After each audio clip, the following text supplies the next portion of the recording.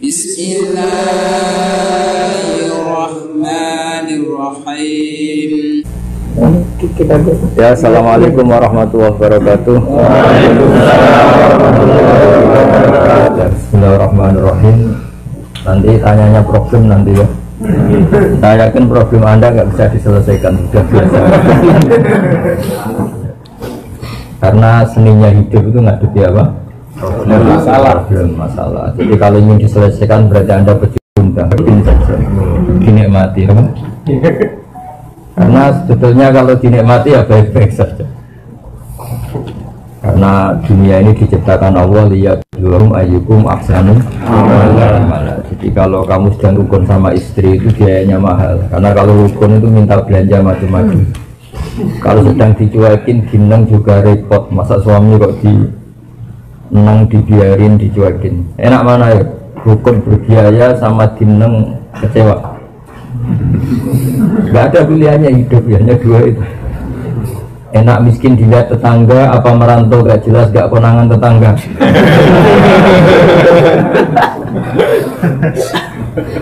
Gak ada pilihan hidup. Sayang katanya Kiai besar aja gak punya pilihan, diatur-atur sama MC macam-macam. Tapi ya ridho saja saya, karena hidup itu gak banyak apa. Gak banyak apa. Ini saya ngaji Yasin saja yang sering saya baca. Jadi saya minta dari ngaji malam ini sampai berpikir secara cerdas berkelanjutan. Di antara yang diceritakan di surat Yasin itu ada ayat wa ma liyala a'budul ladzi, ayo dibaca. Wa ma liyala a'budul ladzi faqarani wa ilaihi turja'un. Jadi bagaimana mungkin saya tidak menyembah zat yang menciptakan kami, yang mengatur segala kebutuhan kami, yang mengatur semua sistem yang terkait kepada kami. Wa ilaihi turja'un, toh pada akhirnya kita hanya dikembalikan ke Dia, ke Allah Subhanahu wa ta'ala. Misalnya gini, Anda hidup itu butuh apa coba? Yang jomblo butuh nikah ya? Terus istri kamu atau calon istri kamu itu bisa saja sudah mati sekarang. Tapi Allah bisa menciptakan lagi insya Allah ya. Katanya teman saya gitu, kalau ada Joko tua calon istri kamu sudah mati. Nah ini cerita singkatnya gini ya. Ada 3 utusan Nabi Isa. Salah satu kampung yang namanya masyhur, namanya kampung apa? Antioquia apa? Antioquia. Intinya kaum ini semuanya nggak iman sama Allah, ateisme. Mirip orang Korea gitu kira-kira itu ateis. Kemudian ada satu petani yang iman, yang cara berpikir kita ini bagaimana mungkin kita ini tidak menyembah zat yang menciptakan kami. Kira-kira sang raja yang minta disembah itu pencipta apa enggak? Enggak kan? Fir'aun juga enggak, Yesus juga enggak. Semua selain Allah tidak berstatus pencipta. Kalau sama-sama nyembah, ya nyembah yang menciptakan. Makanya kata beliau, kata Habib An-Najjar, wa maliya la a'budul ladzi fatar. Bagaimana mungkin saya tidak menyembah zat yang mengatur kami, yang menciptakan kami. Artinya satu kelaziman. Kita terima kasih sama orang tua saja kelaziman. Terima kasih sama bos yang menggaji saja kelaziman. Sama teman yang menolong saja kelaziman. Apalagi sama Allah yang menciptakan kita. Tentu kita menyembah Allah adalah satu kelaziman, satu keniscayaan. Maka kata beliau wa maliyah la a'budul ladzi fatar. Bagaimana mungkin saya tidak menyembah zat yang menciptakan saya? Toh wa ilaihi turja'un. Pada akhirnya kita kembali kemana coba? Sama nyari uang kayak gini ke Korea, ada yang jadi presiden, ada yang jadi macam-macam. Pada akhirnya hanya kembali kepada Allah Subhanahu wa ta'ala. Dan ketika kita kembali gampang saja bagi Allah. Zaman sekarang sampai hidup bisa ngatur nyawa Anda enggak? Enggak kan? Kamu ingin hidup apa enggak? Enggak kan? Tahu-tahu hidup. Ingin punya hidung pesek apa bang? Bang, tahu-tahu. Ingin punya istri solihah yang enggak cerewet enggak? Ingin tahu-tahu. Ingin dicintai apa mencintai tapi tidak kesampaian? Ya, Tidak, inginnya. Ingin dicintai apa mencintai tidak kesampaian? dicintai. Tapi tahu-tahu mencintai dan tidak kesampaian.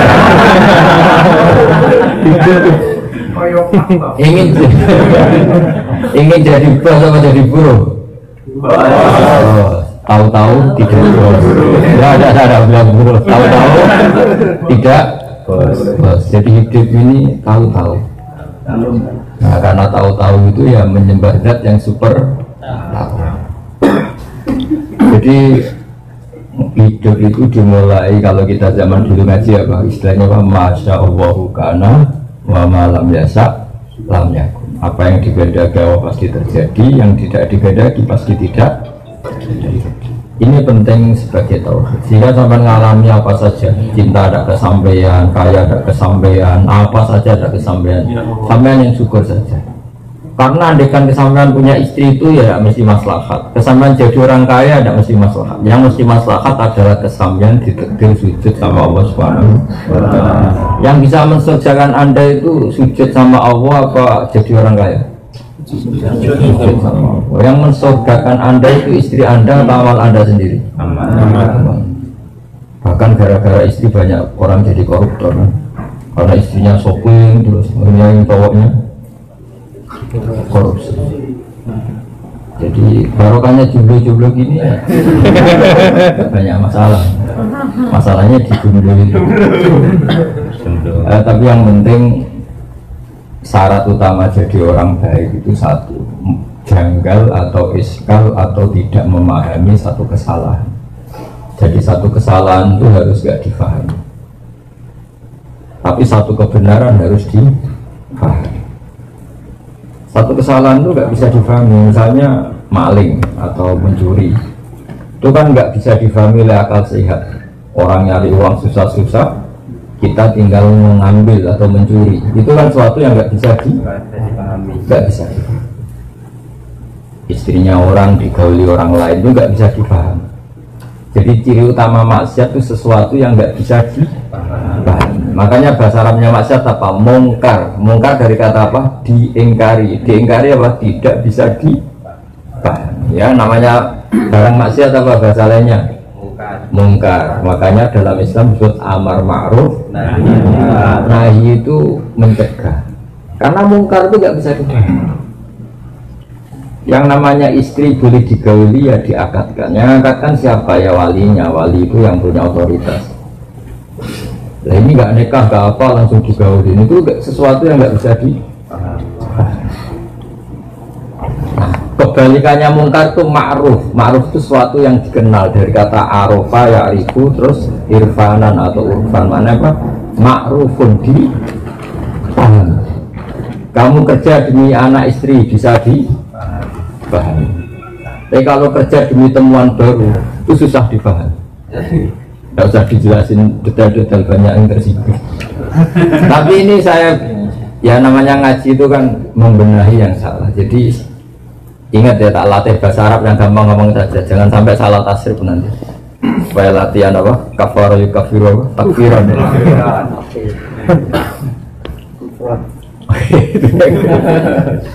Jadi yang dikatakan ma'rufun sesuatu yang dipahami atau dikenal, mudah dikenal oleh akal. Kayak sedekah itu kan mudah dikenal oleh akal, namanya empati sama orang lain.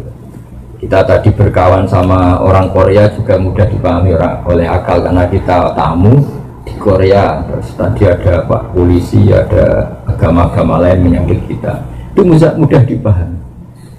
Tapi kalau kita datang di negara orang kemudian ngendah yang punya rumah, ganggu yang punya rumah, itu bisa dipahami enggak?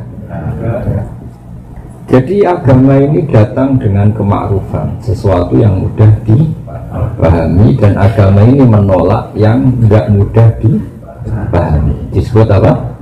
Mungkar. Ingin kaya enggak kerja, itu mudah dipahami enggak? Apalagi berdukun. Itu enggak mudah dipahami. Terus enggak ganteng minta istri cantik, mudah dipahami enggak? Nasi. Miskin punya istri 4, Bisa dipahami nggak? Takdir. Jadi agama itu mudah karena maknanya agama itu mudah di. Nah, dalam pertemuan ini supaya tidak banyak yang tersinggung, pasti semuanya sepakat. Kita ngomong tauhid saja, karena kalau ngomong sosial itu banyak yang tersinggung. Meskipun tersinggung itu bagus supaya evaluasi.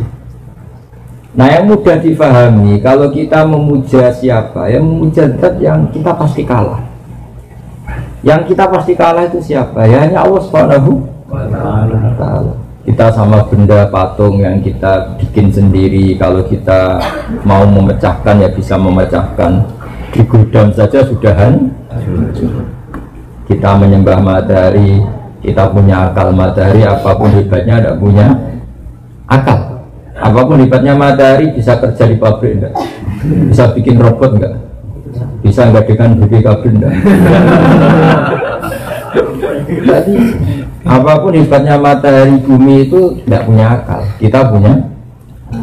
Logis gak orang yang punya akal, makhluk yang punya akal kemudian tunduk menyembah yang tidak punya akal? Bisa difahami tidak? Tidak bisa. Menyembah Yesus, Yesus itu manusia yang lahir di bumi. Menyembah Tuhan yang hakikatnya ada Tuhan, bisa difahami tidak? Yang mudah difahami dan pasti terfahami adalah menyembah zat yang menciptakan kami, yang menciptakan langit, yang membuat air, membuat oksigen, membuat apa saja sebagai keperluan kita. Kemudian setelah kita mati juga kembali ke dia. Zaman kita hidup, coba ketika Anda hidup, tahu nggak sistem saraf Anda, sistem jantung Anda, sistem paru-paru Anda, sistem kebutuhan oksigen Anda? Kan tidak tahu. Kalaupun tahu, Anda tidak penciptanya. Kayak ilmuwan barat mengklaim tahu, tapi apa mereka pencipta? Anda kan? Tahu-tahu ada oksigen, terus oksigen dianalisis. Ini mengandung ini, jantung butuh ini, paru-paru butuh ini. Tapi itu semua ciptaan Allah apa ciptaan mereka? Ciptaan. Ketika menyembah zat yang mengatur itu semua, namanya ma'ruf, mudah dipahami. Amin. Maka kalau disuruh menyembah selain Allah, itu sesuatu yang nggak bisa maka kata Habib An-Najjar, wa maliya la a'budul ladzi fatarani. Bagaimana mungkin saya tidak menyembah zat yang menciptakan? Hanya tidak mungkin dalam kehidupan kecuali apa? Menyembah zat yang menciptakan kita. Itu yang baru benar, baru ma'ruf, bisa dipahami. Kemudian kita menyembah atau membela sesuatu yang tidak ada, itu yang nggak bisa dipahami. Seperti ateis, pokoknya alam ini nggak ada penciptanya, tahu-tahu ada.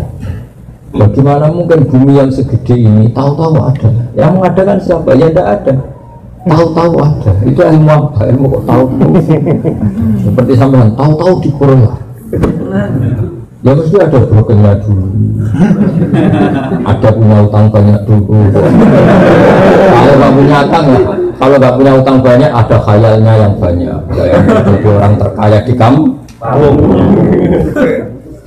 Kalau merantau di kampung kan dibully tetangga-tetangga. Gayanya gitu kok jualan sate. Tapi kalau sudah di perantauan kan nggak ada yang bully. Itu doanya pertama di Allah, jangan ada tetangga sekesini sudah kaya. Itu doa orang beriman kan mesti seperti itu. Tapi nggak apa-apa, Allah yang menerima doa itu. Tapi tidak harus mengabulkan ya. Didengar saja tapi tidak harus. Saya ulang lagi ya. Kemudian ada teori misalnya ateisme, orang yang nggak mengakui eksistensi Tuhan. Tuhan itu apa? Kalau nggak punya uang ya mati, nggak makan ya mati. Mereka nggak mikir, memangnya kalau punya uang nggak mati? Yang punya uang mati nggak? Mati. Lalu mati dan hidup itu karena uang apa karena Allah? Karena Allah. Yang menentukan hidup kita ya Allah, yang mematikan juga. Kalau begitu membahnya ke Allah apa ke siapa? Allah. Hanya wa ilaihi dan hanya kepada Allah kita semua dikembalikan. Jadi Anda mengelatih tauhid, syaratnya tauhid itu harus ma'ruf, ma'ruf itu dikenal. Sehingga kalau zaman-zaman ngaji dulu di kiai-kiai, pertama kewajiban seorang manusia apa? Ma'rifatullah, mengenali. Mengenali Allah itu gampang sekali, karena Allah itu az-zahir, mudah dipahami. Kenapa mudah? Karena tadi kalau ada ciptaan, misalnya ada mobil Hyundai, pasti ada pencipta. Masa tahu-tahu ada sistem teknologi yang bernama Hyundai? Kalau ditanya ini dari mana? Tidak tahu. Tahu-tahu ada. Yang menciptakan apa? Ketiadaan. Bumi yang menciptakan apa? Ketiadaan. Ketiadaan itu apa? Sesuatu yang nggak ada. Fungsinya apa? Yang nggak ada itu bisa mengadakan. Yang nggak ada kok mengadakan. Ini kan saraf berat. Gendeng berat. Jadi agama itu datang dengan ma'ruf, ma'arofahul aku, sesuatu yang dibenarkan oleh akal, dan menolak mungkar, sesuatu yang diingkari oleh akal. Makanya disebut amar ma'ruf. Jadi jangan hanya ngomong saja, dipraktekkan, terutama dalam bab tauhid. Seorang lagi dipraktekkan dalam bab apa? Tauhid. Makanya saya berkali-kali bilang kalau ada tetangga saya mati, Bu, ini tidak usah susah, suami Anda mati. Mati itu dalam bahasa ulama dulu sampai sekarang, juga bahasa masyarakat, mati itu dicabut nyawanya. Nggak ada orang yang bilang mati itu dibunuh nyawanya. Ada nggak yang bilang gitu? Nggak ada. Mati itu ibarat apa? Jasad yang wadak, yang jismani, yang fisik, yang profan, rohnya diambil. Tapi roh sendiri nggak bisa mati. Sehingga kalau sampai nanti rohnya diambil, tapi insya Allah tidak sekarang lah, saya juga nggak ingin sekarang. Ya aja, setelah kaya apa setelah mapan? Apa setelah lunas utangnya milih? Tunggu apa? Setelah menikah. Masa setelah nikah langsung mati ya?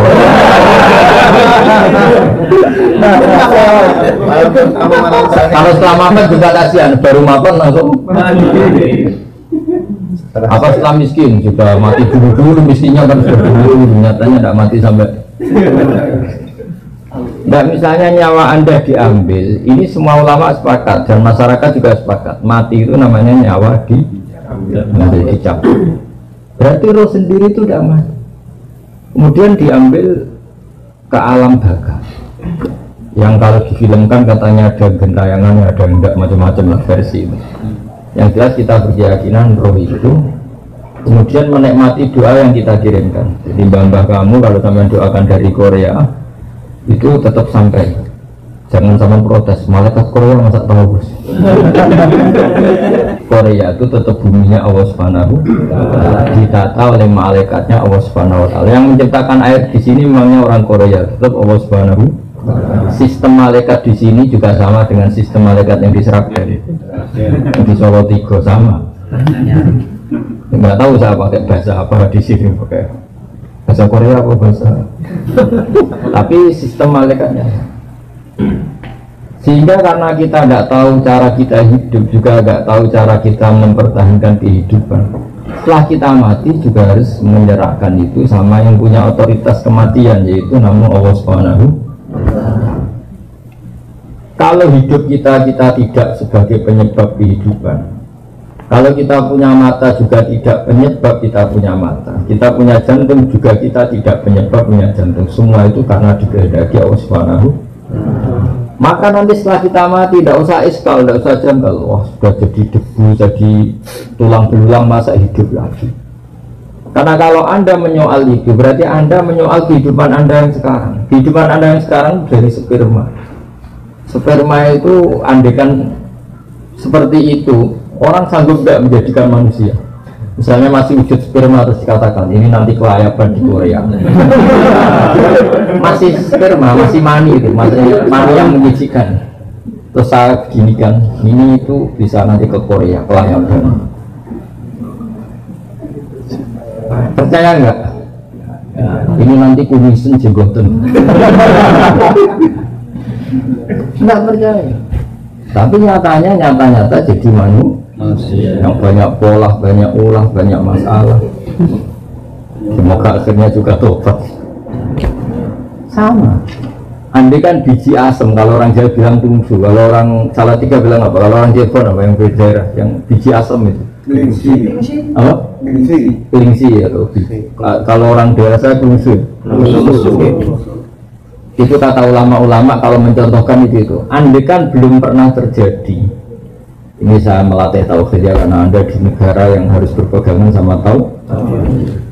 Andaikan kungsu atau kelingsi tadi belum pernah terjadi menjadi pohon asam besar yang kemudian bercabang punya buah banyak, terus ada orang bilang ini itu bisa jadi pohon besar yang kalau ditabrak tronton itu supirnya mati, yang kalau ditabrak mobil atau bis supirnya mati. Masa? Iya. Kira-kira orang percaya enggak? Kan enggak, karena belum tahu buktinya. Setelah sama Allah diciptakan jadi asam kecil kemudian pohon besar, orang baru bilang oh iya, ternyata iya. Pertanyaannya begini, ketika ternyata iya jadi pohon besar, manusia ikut memberi kontribusi enggak? Enggak kan? Ditanam di buminya Allah, dirawat oleh kekuasaan. Tapi manusia bilang, wah pohon kelungsu tadi, biji kelungsu jadi pohon asam besar itu mungkin. Mengatakan mungkin karena apa? Menyaksikan ternyata itu terjadi. Sama, harusnya kita mengatakan manusia sekarang yang jadi kelayakan ke Korea itu diciptakan dari mani. Ketika manusia bilang mungkin itu karena melihat nyatanya terjadi, apa karena bisa menciptakan? Karena nyatanya terjadi. Manusia tidak ikut menciptakan. Jadi zaman kita jadi manusia yang banyak masalah seperti ini. Jadi orang broken macam-macam, banyak orang ngayal macam-macam. Itu zaman dari mani menjadi manusia ikut menciptakan enggak? Ya, tapi mengatakan mungkin karena terjadi. Artinya ada terjadi kekuatan besar yang menjadikan mani jadi manusia. Tapi setelah manusia ini jadi tulang belulang, orang-orang kafir mengatakan nggak mungkin dibangkitkan lagi karena itu sulit. Bagaimana caranya? Di zaman kamu jadi manusia sudah tak tahu caranya, kok kamu percaya? Zaman kita jadi manusia kan nggak tahu caranya, kok nyatanya jadi manusia. Maka setelah jadi tulang belulang pun mungkin jadi orang lagi. Soal kita tidak tahu caranya, mulai dulu kita juga tidak tahu caranya. Kenapa bumi ada, kenapa manusia ada. Maka serahkan sama yang punya cara itu, yaitu Allah Subhanahu wa Ta'ala. Makanya ada ayat apa? Ayo, ini tentang Yasin semua aja. Ayo dibaca bareng-bareng. Awalam yarul insanu anna khalaqnahu min nutfatin fa'idha huwa khasimun mubin. Teruskan. Wa daraba lana mathalan wa nasil khalqa qala man yuhyi al-'idhama wa hiya ramim. Kullu yawmin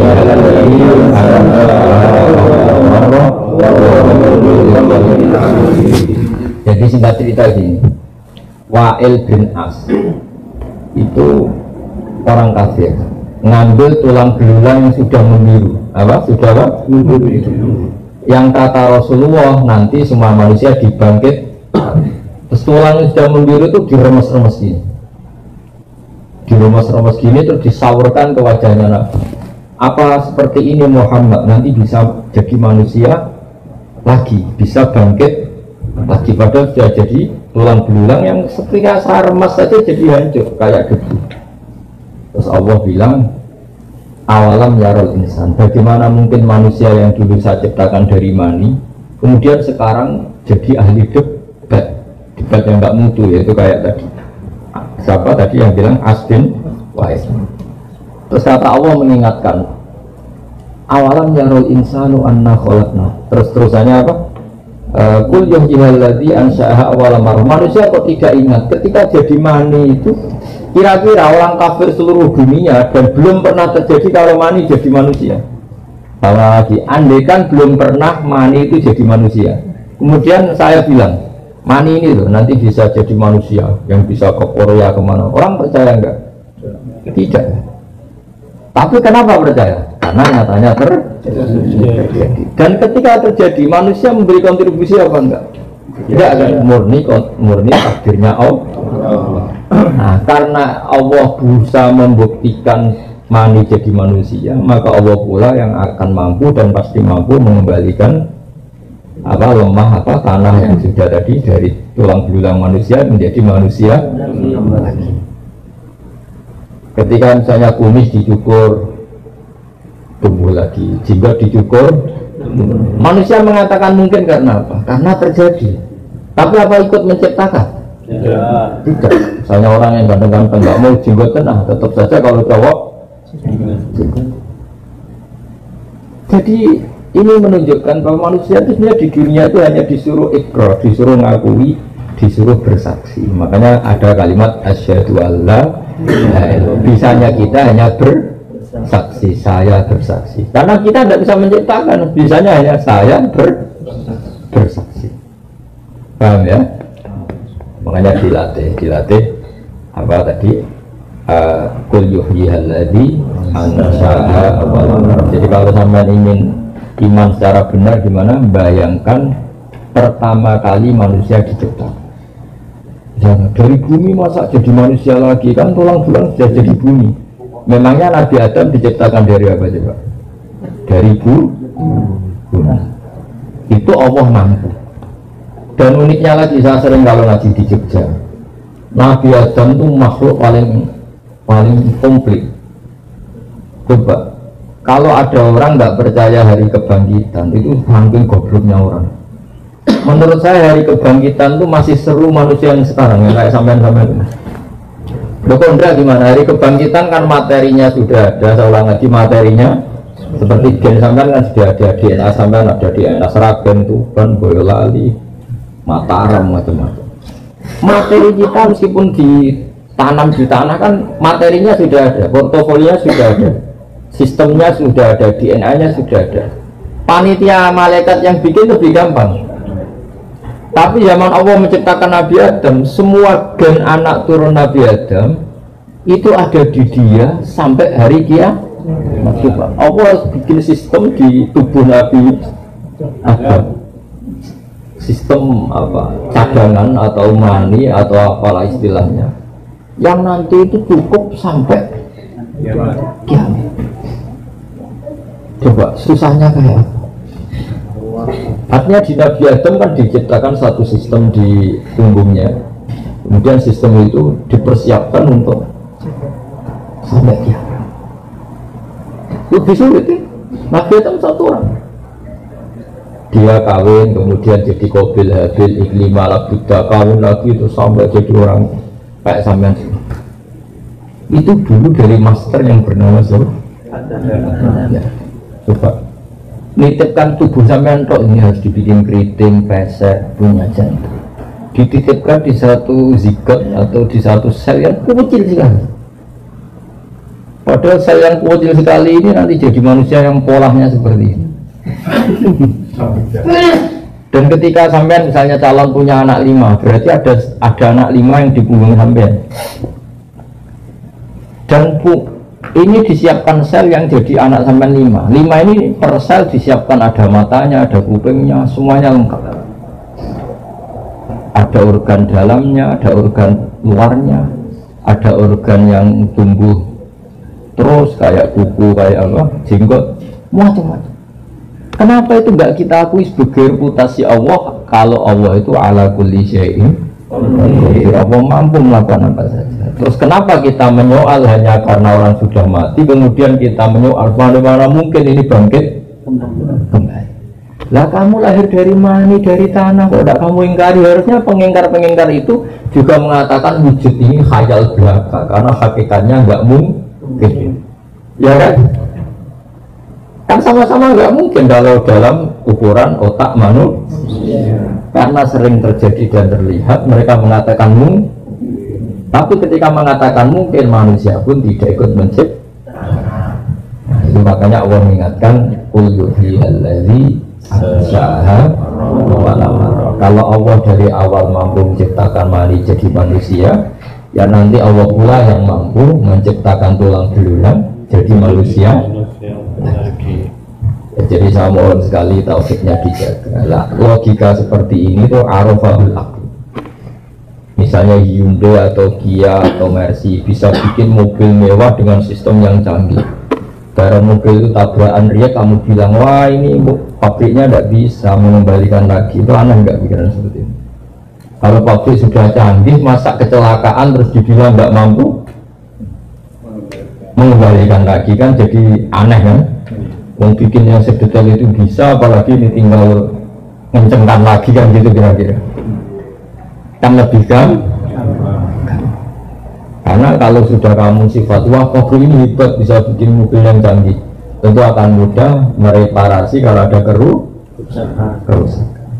Sama, Allah mudah saja mereparasi Anda setelah kematian. Bahkan nanti setelah Anda masuk surga direparasi ulang. Hidungmu ditata lagi, semua wajah kamu makanya teman saya kalau guyon gini, Gus Pak tahu nggak kenapa para nabi itu ganteng-ganteng? Kenapa? Ini teman saya agak beli. Kenapa? Karena Allah nggak ingin capek-capek. Kalau nabi jelek, nabi kan pasti ahli surga. Nakanya kelamaan. Ahli surga kan harus ganteng. Karena nabi itu pasti masuk surga. Sudah didesain ganteng sekali. Sudah yang rupanya nggak banyak. Tapi kalau orang beli-beli pada musrah keriting dia lemah.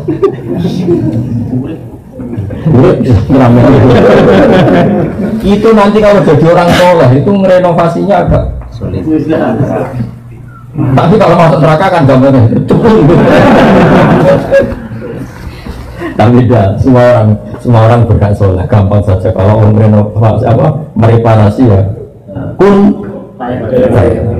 Keritingnya jadi bagus, pendeknya ditinggikan, peseknya ditata semua. Kalau ditata peseknya kok jadi bangir, wajahnya tetap gitu kan malah kayak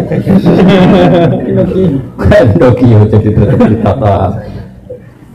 Jadi ini penting ngaji tauhid ya, saya ulang lagi ya, Islam itu datang dengan apa? Amar ma'ruf.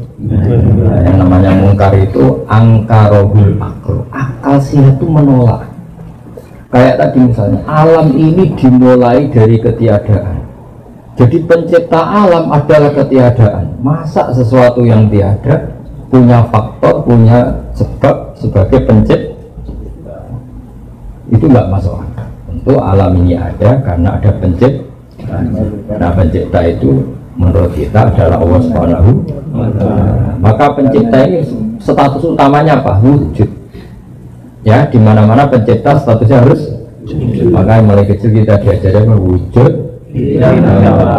Namanya pencipta sama yang diciptakan dulu mana? Dulu pencipta. Makanya pertama setelah wujud tidak, dia harus zat yang terus kedua harus sifat ketiga harus baqo, harus abadi. Karena kalau Tuhan itu superior hebat kemudian dia ada abadi berarti keok kalah. Kalau Tuhan kalah itu kan aneh. Masa pencipta mobil kalah sama mobilnya, terus dikejar-kejar mobilnya, lebih pintar timbang yang mencipta. Ini kan jadi aneh. Tetap penciptanya yang bisa mengatur mobil ini, dimatikan, dirongsokkan, dibuang, terserah yang mencipta. Mobilnya tetap objek, penciptanya tetap subjek. Allah selamanya subjek yang mengatur kita semua, yang menghancurkan kita, yang menata kita. Allah tidak akan menjadi objek makhluknya.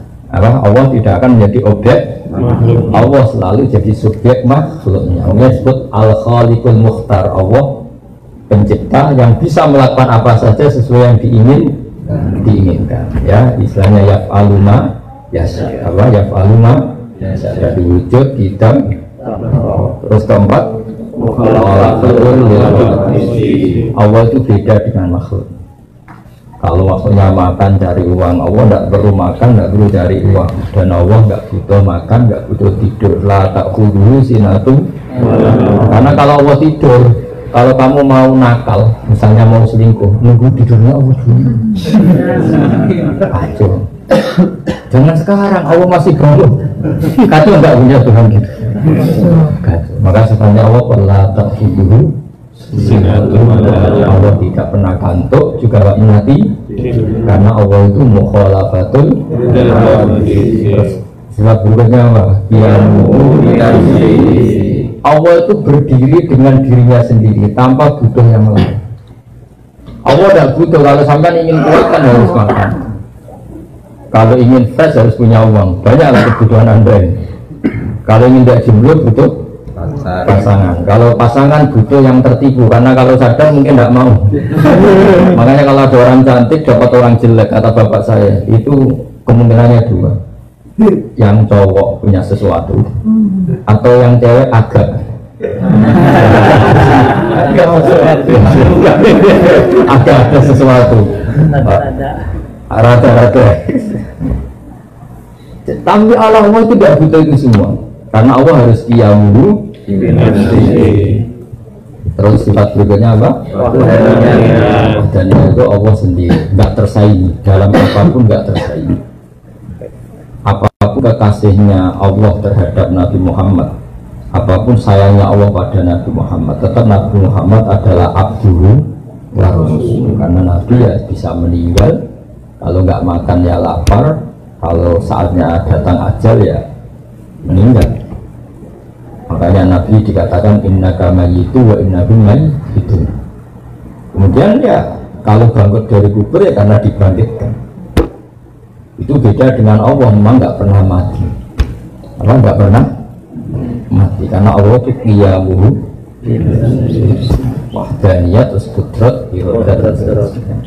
Jadi logika-logika itu tanamkan sehingga kamu iman dengan kebenaran yang kalau ada paham yang menyesatkan kita menolak. Itu disebut wa maliya la a'budu alladzi fatarani wa ilaihi turja'un. Bagaimana mungkin dalam hidup ini kita tidak menyembah zat yang mengatur kami, toh pada akhirnya kita hanya kembali kepada Tuhan. Jadi kita menyembah Allah karena mengatur kami, dan pada akhirnya kita hanya kembali ke Allah Subhanahu wa ta'ala. Tidak kembali ke akal kita, tidak kembali ke pikiran kita, tapi hanya kembali kepada Allah Subhanahu wa ta'ala. Seperti sampean misalnya bayangkan jadi orang kaya terus bahagia. Apa faktanya nanti pasti demikian? Tidak mesti. Kadang setelah jadi orang kaya malah nyesal. Misalnya gini, banyak gini ceritanya. Ada suami memanjakan istrinya, minta apa saja diturutin, minta mau rumah mewah diturutin, kulkasnya harus mewah, mobilnya harus mewah. Lama-lama istrinya mikir, rumah mewah, mobil mewah, yang enggak mewah suami saya. Lama-lama kepikiran ganti suami. Karena enggak, istrinya yang ingin ganti, karena tadi minta rumah mewah diturutin. Kalau rumah mewah pantasnya apa? Kulkasnya mewah, mobilnya mewah, karpetnya mewah. Tapi suaminya tuh pesek pendek. Lama-lama yang harus dipikirkan yang kurang mewah satu. Kalau kamu ngalamin gitu atau kita tidak pernah tahu. Itu barokahnya kamu miskin, pas apa?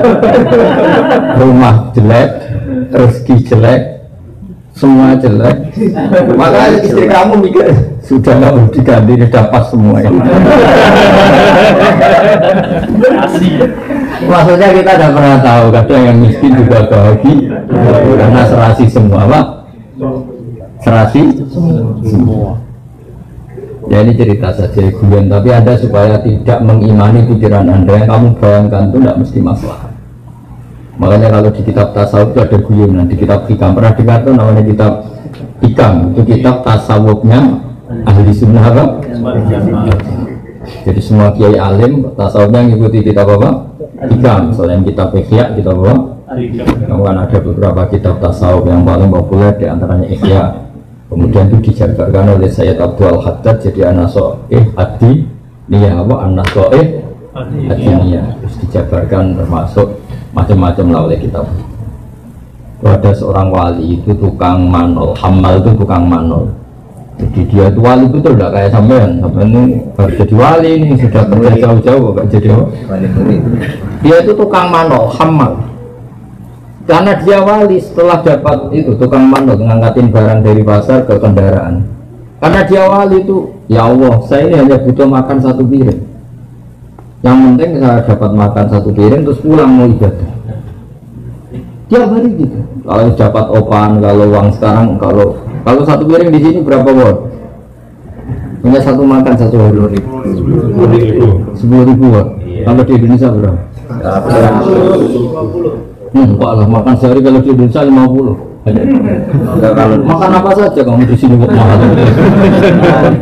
Kalau langsung berapa? 10.000. 10.000 sama dengan 100.000. Ya jangan, berarti contohnya di sini jangan. Ya kalau di Indonesia makan 50.000 sudah. Contohnya. Odeng. Kalau di Gunung Kidul sudah dapat belalang banyak.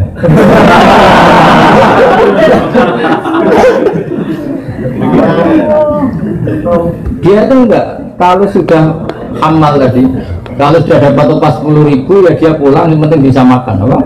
Bisa. Singkat cerita dia ngeluh, ya Allah saya ini wali engkau. Ingin saya kalau sudah makan langsung masuk masjid ibadah. Jadi dia kalau sudah dapat uang 10.000 makan terus masuk masjid, apa? Ibadah. Lama-lama dia berdoa, ya Allah, buat saya dikasih rezeki agak butuh kerja. Tahu-tahu masuk pasar dicurigai jadi maling. Entah apa sebabnya, pokoknya dituduh jadi maling. Di penjara tiap hari ada orang cuma makan. Terus, ya Allah kenapa jadi begini? Bukankah kamu minta rezeki tambah kerja? Ya LP itu. Jadi intinya betapa manusia itu tidak usah ngatur Allah. Karena ada wali yang minta rezeki tambah kerja sama Allah dijawab LP kan rezeki akhirnya ya Allah kok jadi lagi. Bukankah Anda minta rezeki tanpa kerja? Makanya kalau dia itu hati-hati. Doa itu apalagi berdoa ya Allah semoga dapat pasangan yang sesuai sama orang miskin tidak kaya ya. Sudah miskin tidak kaya jeleknya sesuai ya jelek ya makanya tidak usah doa gitu.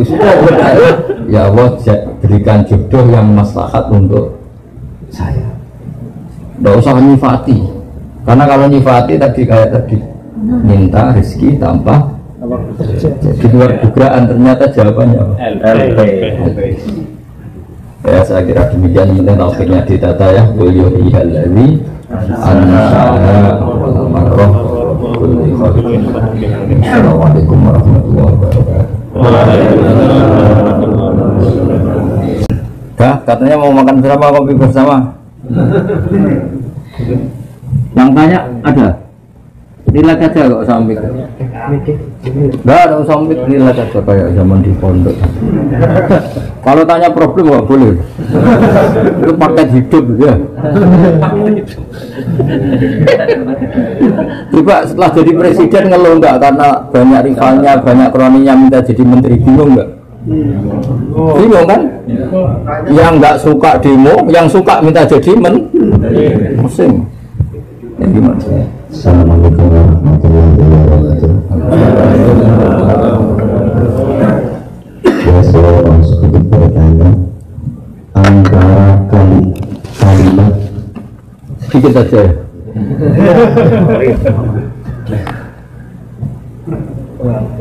Antara kalimat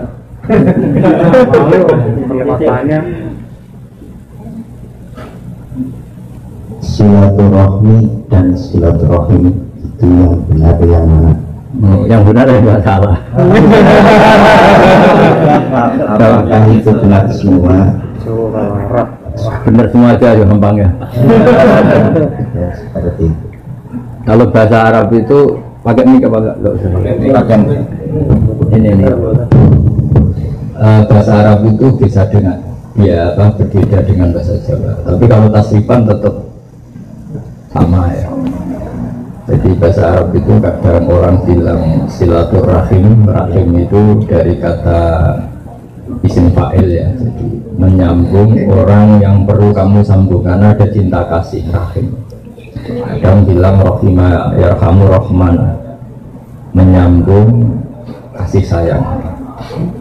Jadi kalau orangnya bahasa itu benar semua.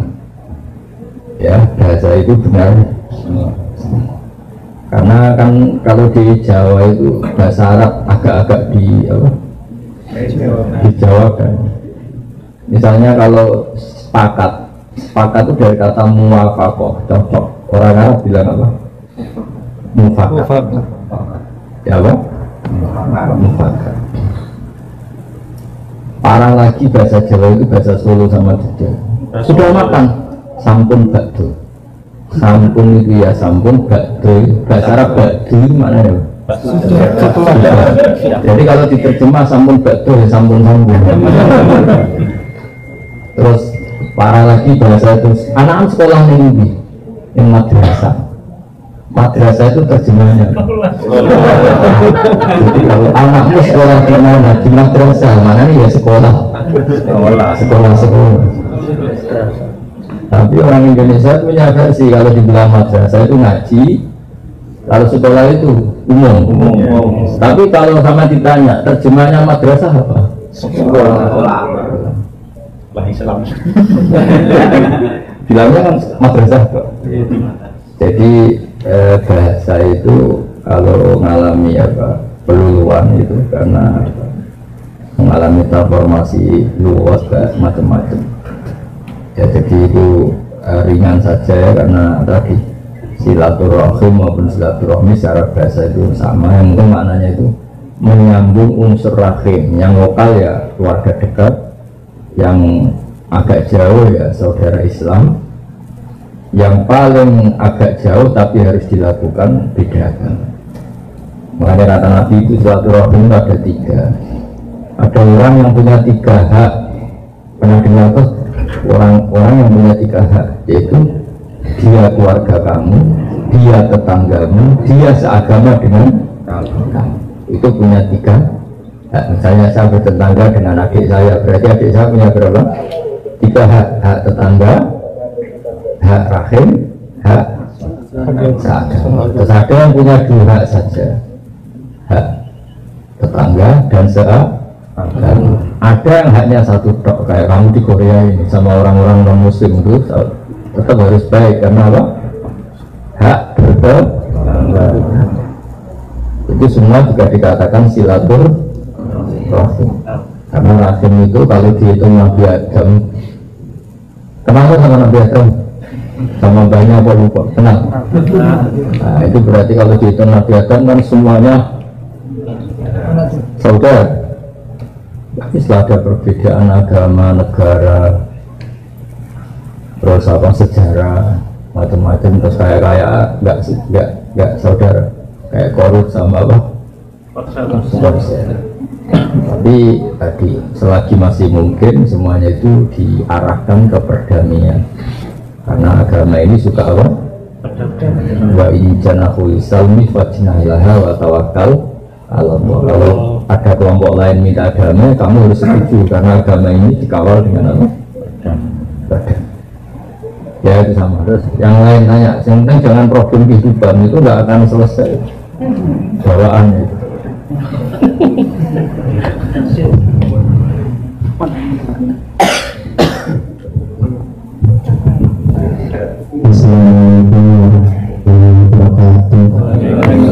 Semuanya mana ngapak ya? Cilacap. Iya, bahagia yang ngapak. Pakai bahasa Cilacap mas. Kalau bahasa Indonesia agak tak jawab. Pokoknya kalau bahasa Indonesia agak terjawab. Ya. Dan pakai bahasa kasarnya nggak boleh, bahasa halus. Kepriben lah, betul.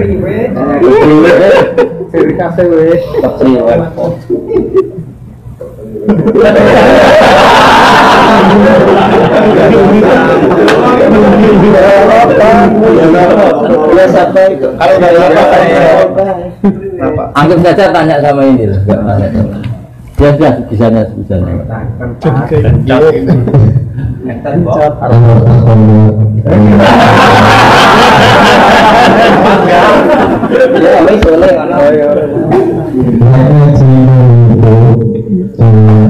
Apa untuk Tentu.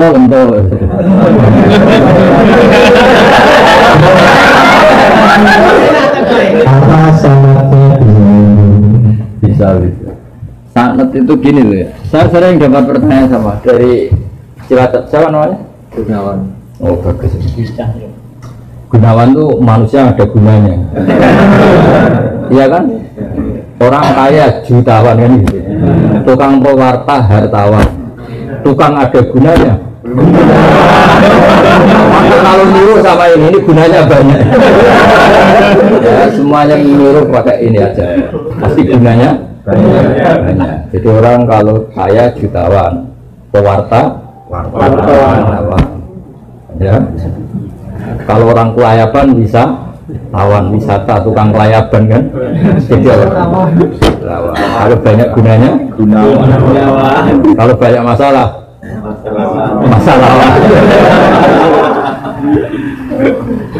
gini ya, jadi ngaji saya di YouTube itu dari awal sudah saya ikhlaskan lillahi ta'ala, dan otomatis secara sanad itu tersambung. Yang ada syarat ketat itu kalau mau jadi mufti. Ya jadi apa? Mufti itu orang yang punya otoritas menghukumi halal haram, syarat tidak sahnya sholat atau syarat sah tidaknya nikah itu nggak boleh hanya sekedar ngaji di YouTube. Tapi kalau syarat ingin tahu kebaikan sudah cukup, karena kebaikan itu ma'ruf, mudah dikenal oleh Jadi kalau syarat-syarat yang ketat harus ketemu gurunya, ngaji lama, terus akhlaknya harus baik, hafal Quran, hafal hadis, itu syarat untuk mufti, ya Pak? Mufti itu begitu loh, fatwa sesuatu yang jelimet itu namanya mufti. Kalau sampai kan nggak perlu seperti itu. Banyak dengar ngaji saya yang bisa dilakukan, yang nggak ditunda itu sudah selesai. Dan potongannya yang tunda semua. Misalnya saya ngaji, wajib gak orang nyaur utang? Ayo jawab. Tahu toh? Ditunda apa langsung? Tunda. Ketika kangen keluarga wajib gak terus ingin pulang atau ngirimin? Nah, kenapa kalau mufti syaratnya ketat? Karena mufti itu akan menimbang hukum yang kayak iya kayak tidak. Itu harus orang alim, nggak boleh hanya lewat itu. Saya beri contoh ya Mas Gunawan ya, kayak iya kayak tidak. Misalnya gini, saya beri contoh. Kerja di Korea itu baik apa enggak? Kalau melihat sisi jauh dari keluarga enggak baik. Tapi apa artinya deket tapi enak? Enak itu raine ketok terus rezeki ora ketok. Itu namanya enak. Jauh tapi enggak enak karena veselnya kirimannya banyak. Panjang. Lah kalau istri kamu rata-rata nelpon kangen orangnya apa kangen kiriman? Kiriman. Nah itu kan terus ketika ada orang tanya baik mana merantau sama di rumah itu pas itu cuma itu hukum sosial, tapi seorang mufti pasti gampang kayak iya kayak tidak. Nah itu butuh orang alim yang ngajinya tenanan. Tapi kalau hukumnya suami istri sebaiknya apa ya rukun, itu kan nggak perlu mufti, pasti iya gitu, apa? Pasti ya. Jadi saya jawab ya, jadi kalau ngaji lewat YouTube itu sudah sah, cuma tetap saja nggak sah kalau sebagai mufti. Mufti itu menentukan hukum halal haram. Misalnya kamu marung di warung Korea yang terkenal misalnya masak babi, tapi yang kamu makan bener-bener telur atau ayam, hukumnya gimana? Mesti mufti itu mikir. Kalau melihat ayamnya halal, tapi paling digoreng di wajan yang sama, diletakkan di piring yang sama, dan mereka nyuci piring pasti tidak dengan cara Kalau melihat itu kayaknya tidak halal ya. Tapi kalau melihat bisa saja, meskipun bisa saja pas jatah saya piringnya baru. Tapi meskipun kemungkinan itu entah. Tapi ya buat senam otak yang nggak mungkin gak mungkin saja. Tapi ini ya itu mufti. Misalnya sholat pesawat hukumnya gimana? Kalau melihat waktu sholat ya harus sholat. Tapi melihat kalau kamu sesuci misalnya, sesuci di pesawat itu wudhunya kira-kira sempurna enggak? Buatan kan? Kalau sempurna dimarahin awak apa? Habis. Setelah wudhu tidak sempurna kira-kira tetap wajib sholat apa enggak? Mesti jawaban pertama wajib. Lalu sholat ini namanya apa? Sholat dihormatin waktu, hanya menghormati waktu, tapi nanti setelah di kos-kosan atau di Korea harus dikodoi. Tapi ketika wajib ngodoi melihat wajah-wajah gini, wah sholat aja sudah menguntungkan, disuruh wajib ngodoi. Muftinya ngeper lagi. Karena wajah-wajah kayak sampean itu semua mufti pasti ngeper. Ini sholat fardu aja abot, apalagi disuruh kodok. Hanya kalau ditanya hukumnya gimana Gus, wajib sholat, wajib ngulang enggak? Kamu enggak.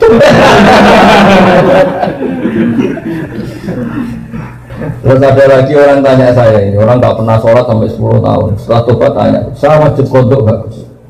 Tak lihat wajahnya itu kalau diwajibkan langsung nggak sholat.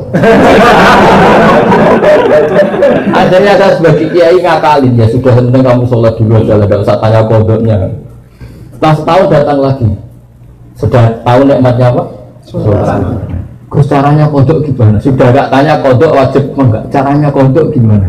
Terus saya bilang ya pokoknya tiap sholat kamu 2 kali aja, nggak usah langsung banyak apa? Tiap sholat 2 kali. Yang satu untuk sholat wajib hari ini, yang satu untuk nyaur utang yang dulu. Karena kalau langsung dihitung 10 tahun itu sebulan kali 5, 10 hari aja berapa? 10 hari kali 5 waktu sudah 50. Berarti tiap 1 bulan 150. 150 kali 12 berapa? Banyak ya. Kali 10 tahun. Lihat terawih saja dia takut orang ini. Nah, wajibnya qadha itu sesuatu yang mudah dikenali. Tapi ngitung loyalitas orang pada agama. Rai-rai gini, rai-rai tobat musiman gini. Kalau langsung diwajibkan itu malah apa bahaya? Bahaya. Makanya bilang dia sudah sholat dulu aja.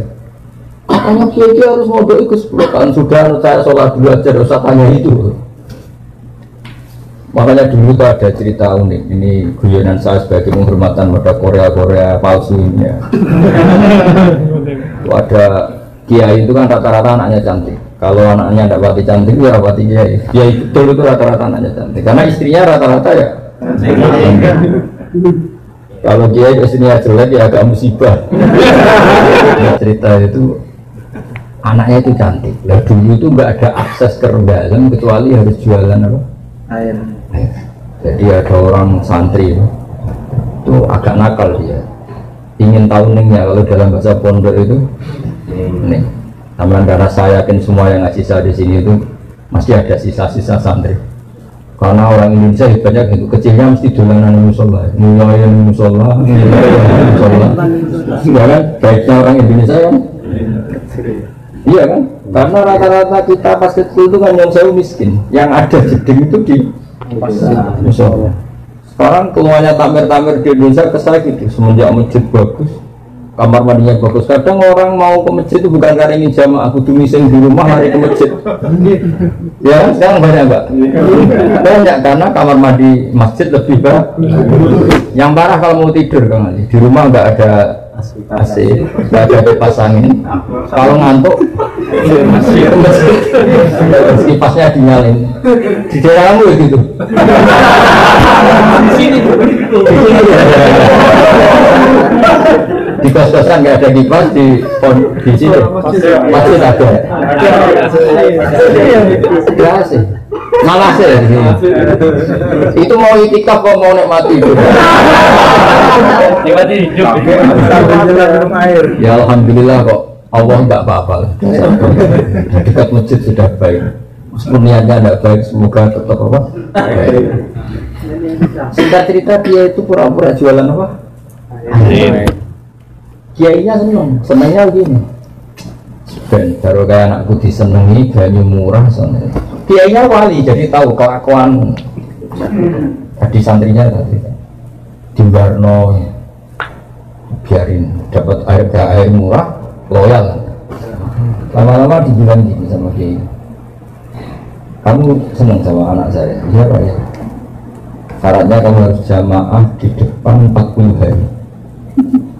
Kalau itu selesai, nanti kesini tak nikahkan sama putri sana. Oh semuanya bukan main. Dia jamaah terus di depan, ini di Masjid Haram, cerita ini di Mekah, nggak diserahkan, nggak disalahkan.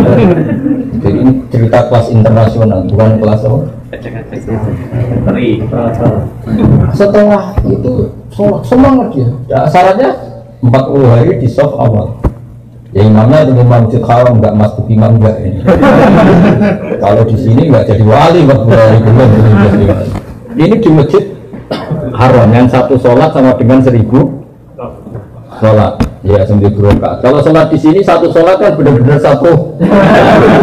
Kalau di sana lipatannya kan berapa? 10.000. Ada yang bilang pokoknya ribuan, ratusan ribu, terserah hitungnya sampai 40 hari. Hari ke-40 selesai sama kiai digandeng santri. Ayo nak pulang ke rumah saya. Tak kawinkan sama anak saya sesuai perjanjian. Itu santrinya marah-marah. Pak Kiai, minyak uang. Sholat diterima dijoli anak jenengan. Tidak bisa. Ternyata dia hari kedua ketiga sudah ikhlas. Tidak karena cewek tadi, tidak karena putrinya dia tadi. Ayo nak pulang, saya nikahkan sama anak saya karena sudah 40. Pak Yai, kamu menghina saya. Masa sholat nikmatnya seperti itu hanya hasilnya dapat putri jenengan? Enggak bisa. Sholat saya itu balasannya surga. Enggak bisa. Enggak mau saya. Dari sholat untuk dapat cewek menjadi sholat nikmati kebenaran. Makanya kalau kamu ingin kaya, tak suruh sholat hati. Nanti kalau sudah sering sholat, nikmatnya sujud, nikmatnya muasalah sama Allah, terus mulai berubah doa. Apa penting kaya apa enggak? Kalau kok masih ingin kaya terus berarti sholatnya masalah. Akhirnya enggak mau malah kita kan. Akhirnya kiainya yang ngerayu-ngerayu dia. Sudahlah tetap jadi mantu saya karena kiainya kesemsem ingin punya mantu ikhlas. Sekarang gantikan kiainya yang mati-matian ngerayu supaya dia mau jadi menantunya. Karena ingin punya menantu ikhlas. Bisa dibuktikan ya. Mau nyoba itu. Mekah dulu. Dan contohnya ada harus Mekah. Misalnya Anda ingin kaya, dijazahi, disuruh sholat saja. Lama-lama nanti Anda akan muhasabah, mengkoreksi doa Anda. Betul enggak?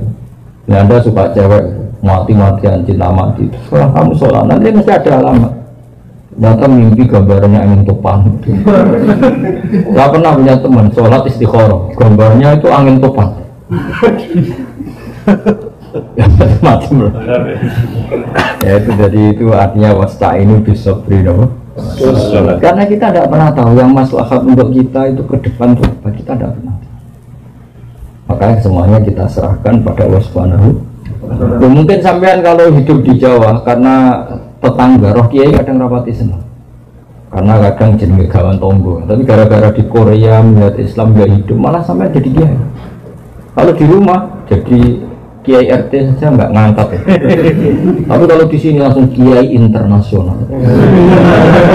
Iya, kalau kiai di Indonesia namanya kiai lokal, kalau sudah di sini Raisa. Jadi itulah hikmah yang dikersakkan Allah Subhanahu wa Ta'ala. Makanya berharap semoga keberadaan Anda di sini benar-benar ikut menyebarkan sujud, tauhid, tasbih di dunia. Ya sudah ya, cukup ini. Ada satu lagi. Ya. Sekali lagi ya, sudah. Dari mana ini? Magelang. Oh, Magelang. Nama saya Arifin dari Magelang, Pak. Menurut saya tuh bingung dari dulu pengen tanya, tapi syarat masuk surga itu apa harus Islam gitu, Pak? Oh iya. Iman. Karena kan kalau orang Kristen, Buddha, misalnya Yahudi pun, kalau anaknya itu kan dari lahir juga suci gitu kan. Iya. Tapi orang tuanya kan ngajari yang menurut mereka benar, jadi anaknya merasa itu yang paling benar gitu. Terus ngajari anaknya lagi. Iya.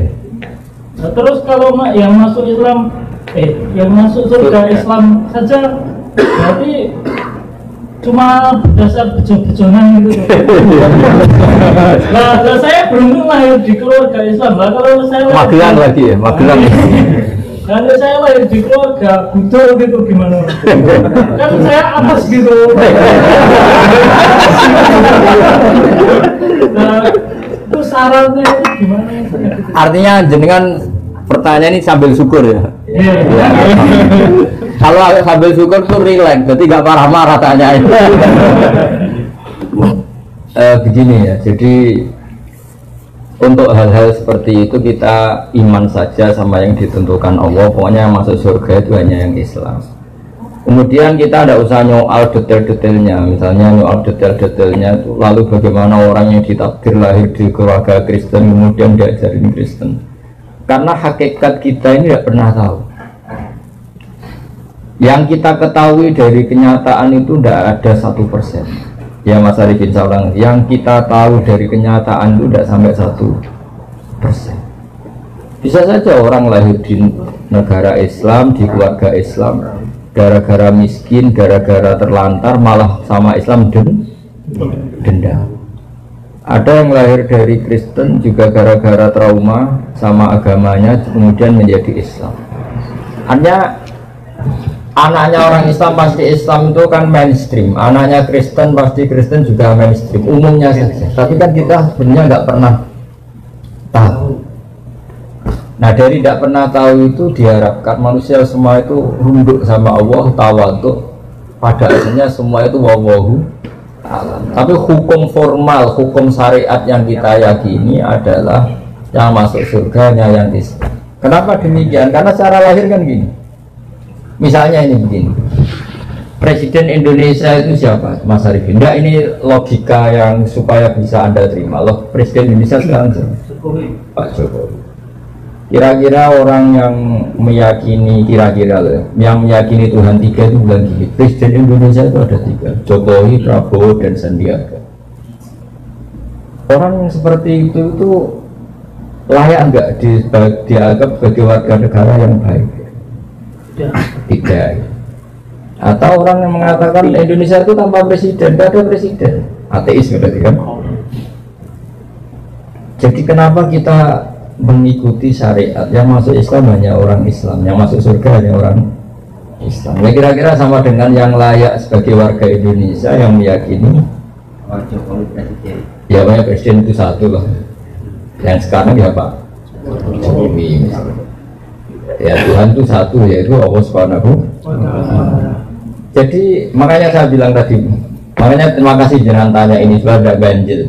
Islam itu datang dengan kemakrufan, sesuatu yang mudah dikenal. Yang mudah dikenal apa? Yang layak jadi warga Indonesia, yang yakin presiden itu satu, yaitu Pak. Lalu yang bilang presiden itu 3, Pak Jokowi, Pak Prabowo, Pak Sandi. Jangan langsung tidak dianggap orang Indonesia, dia tetap orang Indonesia. Ya istilahnya ya ditobatkan, diberi apa? Pendidikan, diberi apa? Penjelasan. Ya, di sini fungsinya Rasul. Jadi hampir nggak ada di dunia sekarang, apalagi sekarang, orang yang nggak dengar Islam. Meskipun mereka diajari dengan agama masing-masing, apalagi sekarang yang saya ada sekolah perbandingan agama, ada TV, ada medsos. Sebenarnya mereka dengar. Jadi kalau mereka bilang nggak dengar sama sekali ajaran selain yang diajarkan orang tuanya, kira-kira bohong nggak? Bohong kan? Jadi gitu aja Mas Arifin ya, jenengan harus yakin bahwa yang berhak masuk surga hanya orang Islam. Yang lain-lain detail-detailnya semua kita tidak pernah tahu. Tapi kita punya logikanya. Misalnya kamu punya bapak kamu namanya siapa? Bejo. Nggak pernah celoko.